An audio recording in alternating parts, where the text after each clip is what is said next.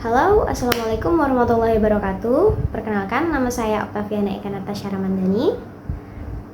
Di sini saya akan memberikan pemaparan tentang makalah yang telah saya buat untuk memenuhi tugas ujian tengah semester Universitas Siber Asia mata kuliah pengantar komunikasi digital dengan dosen pengajar yaitu Ibu Rusana.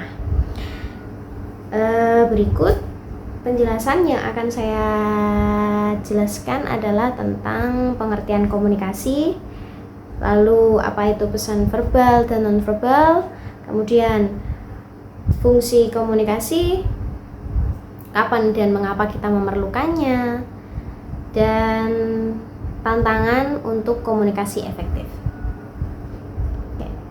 Yang pertama adalah pengertian komunikasi. Singkatnya dari makalah saya adalah kata atau istilah komunikasi berawal dari bahasa Inggris communication, yang secara etimologi atau menurut asal katanya berasal dari bahasa Latin communicatus. Kata ini sendiri berasal dari akar kata komunis yang memiliki makna berbagi atau menjadi milik bersama. Komunikasi dapat didefinisikan sebagai proses penyampaian pesan atau message dari komunikator atau pengirim pesan kepada komunikan atau penerima pesan melalui saluran tertentu yang dapat dimengerti oleh kedua belah pihak. Nah, komunikasi menurut Harold Laswell adalah komunikasi dapat dirangkum dalam pertanyaan sederhana yaitu who say what, in which channel, to whom, with what effect. Jadi rumusan ini menekankan 5 elemen penting dalam proses komunikasi, yaitu pengirim pesan, saluran, penerima pesan, efek atau dampak dari pesan tersebut.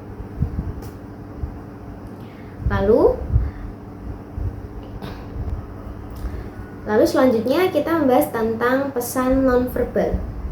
Pesan nonverbal adalah komunikasi yang tidak menggunakan kata-kata, melainkan menggunakan ekspresi wajah, gerakan tubuh, dan elemen-elemen nonverbal lainnya. Nah, di sini saya memberikan sedikit contoh jenis-jenis pesan nonverbal yang sering ditemukan dalam komunikasi. 1 adalah pesan kinesik. Pesan kinesik yaitu pesan yang menggunakan gerakan tubuh seperti pesan yang bersifat gestural, hampir mirip ya, menggunakan gerakan tubuh. Lalu yang kedua adalah pesan proxemic, yaitu pesan yang disampaikan melalui pengaturan jaringan dan ruangan. Umumnya dengan mengatur jarak, kita sering mengungkapkan tingkat keakraban kita dengan orang lain. Lalu yang ketiga adalah pesan paralinguistik. Pesan yang berhubungan dengan mengucapkan pesan verbal seperti intonasinya, lalu kecepatan bicara serta volume suara. Yang keempat adalah pesan artifaktual, yaitu pesan yang diungkapkan melalui penampilan tubuh, cara berpakaian, dan kosmetik yang dikenakan saat berkomunikasi. Lalu selanjutnya adalah pesan sentuhan dan bau-bauan. Sentuhan di dalam pesan nonverbal ini bisa diartikan sebagai kasih sayang, takut, marah, ataupun bercanda. Serta untuk pesan bau-bauan diartikan sebagai pencitraan, menarik lawan jenis, atau keadaan emosional. Misal pesan nonverbal tersebut berupa parfum or anything. Lalu selanjutnya adalah pesan facial. Pesan yang disampaikan menggunakan mimik muka yang dapat diartikan ketakutan, keterkejutan, bahkan kesedihan. Contoh selanjutnya adalah pesan gestural, yaitu pesan yang disampaikan dengan menggerakkan anggota tubuh seperti tangan dan kepala, hampir mirip dengan pesan kinesik menurut saya. Lalu selanjutnya adalah pesan postural, pesan yang disampaikan melalui postur tubuh. Perubahan postur dapat mencerminkan respon seseorang terhadap suatu hal, dan apabila postur tidak berubah, maka dianggap tidak ada respon. Selanjutnya membahas tentang fungsi pesan nonverbal. Pesan nonverbal adalah alat yang sangat penting dalam komunikasi karena seringkali lebih jujur dan ekspresif dibandingkan dengan kata-kata yang diucapkan. Nah, beberapa fungsi utama pesan nonverbal sudah saya rangkum, yaitu 1. Sebagai repetisi atau pesan nonverbal ini mengulang kembali gagasan yang telah disampaikan secara verbal. Misal, setelah saya mengatakan penolakan, saya menggelengkan kepala untuk memperjelas maksud tersebut. Nah, fungsi kedua adalah kontradiksi, yaitu pesan nonverbal ini memberikan makna yang bertentangan dengan pesan nonverbal. Misalnya, saya memuji kecantikan teman saya dengan berkata, "Wah, kamu benar-benar sangat cantik," namun ekspresi wajah saya seolah mencibir dan menunjukkan kebalikannya. Nah, itu ya. Lalu fungsi selanjutnya adalah komplement. Nah, pesan nonverbal ini melengkapi dan memperkaya pesan verbal yang disampaikan. Misalnya air muka menunjukkan tingkat penderitaan seperti kesakitan atau selainnya. Lalu fungsi selanjutnya adalah aksentual, yaitu pesan nonverbal ini menegaskan pesan verbal dan menggaris bawahinya. Contohnya, seseorang bisa menunjukkan kemarahan dengan memukul meja sambil mengungkapkan kata-kata dengan tegas.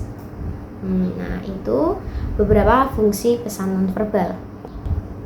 Nah, bagaimana pesan nonverbal ini bisa digunakan dalam pembelajaran jarak jauh?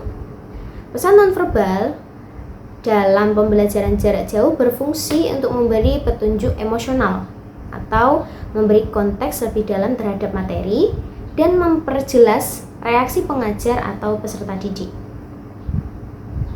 Elemen seperti ekspresi wajah, gerakan tubuh, dan kontak mata itu bisa membantu meningkatkan keterlibatan dalam pengajaran, begitu juga keterlibatan pengajar dan peserta didik untuk saling memberikan umpan balik serta memperdalam pemahaman.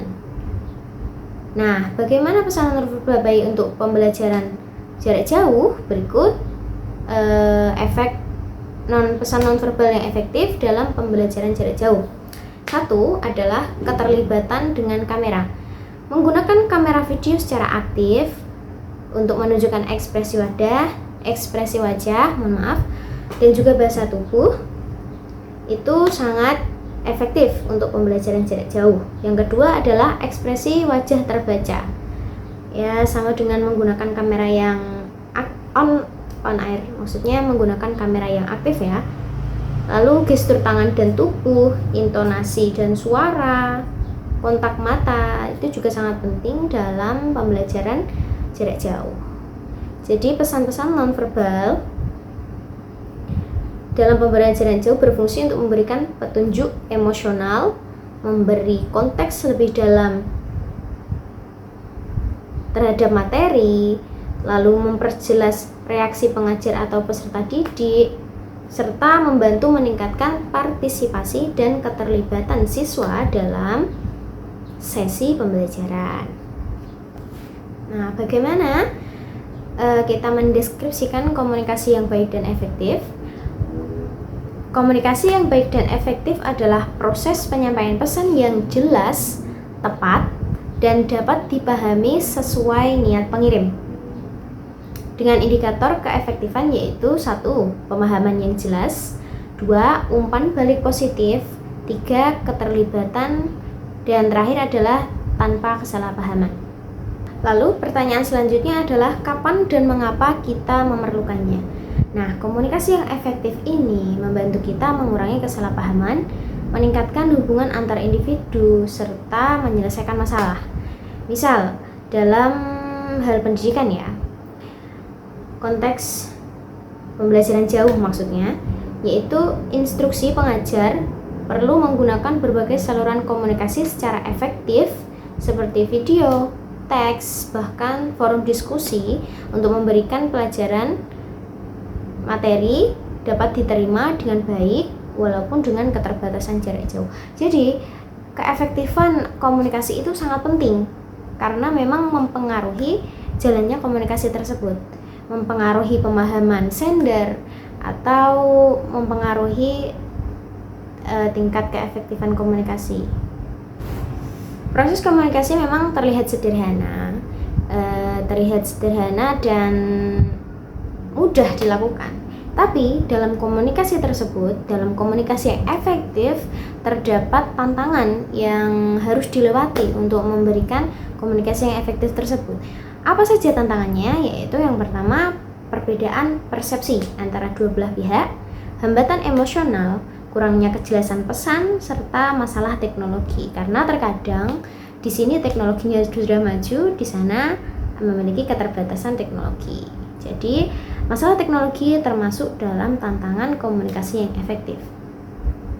Lalu bagaimana solusinya?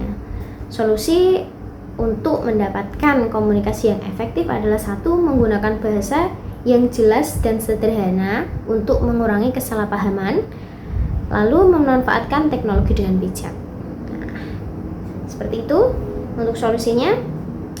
Jadi kesimpulannya adalah komunikasi yang efektif penting dalam berbagai konteks. Pesan nonverbal sangat berpengaruh dalam pembelajaran jarak jauh, serta tantangan dalam komunikasi dapat diatasi dengan meningkatkan keterampilan komunikasi. Saya rasa cukup. Terima kasih. Wassalamualaikum warahmatullahi wabarakatuh.